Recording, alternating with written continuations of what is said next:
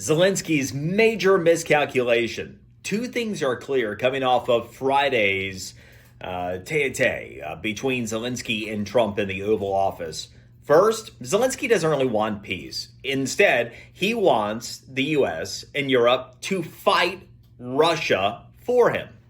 That much was pretty clear, and I'll get to that in a second. The other is that this was devastating, not for the United States, but absolutely for the Ukrainian people. So a couple things. Zelensky had negotiated the deal that he refused to sign and tried to renegotiate in front of the American media and American people. Now, this is what he did for the better part of 3 years.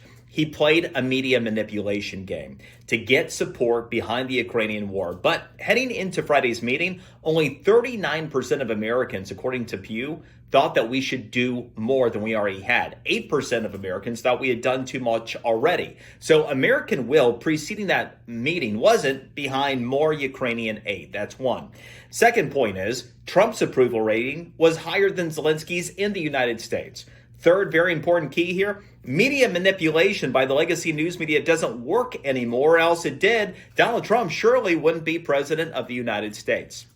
And this takes us back to the offer by Trump of peace. Zelensky says that he doesn't trust Putin for peace because he had broken ceasefires before. Well, Trump said he hasn't broken any ceasefires with me as president. Zelensky didn't want to hear that. Here's the fact of the matter. If he had done the mineral deal that he had agreed to conceptually with Trump in the first place, he would have essentially security guarantees in place.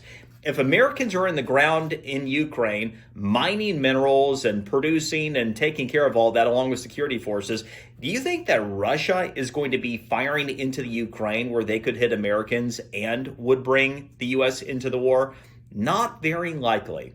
And so this is why it's clear that Zelensky doesn't really want peace, that he wants to keep the gravy train going. And one more for you. Do you know the $280 billion in aid that Ukraine has received through the end of December?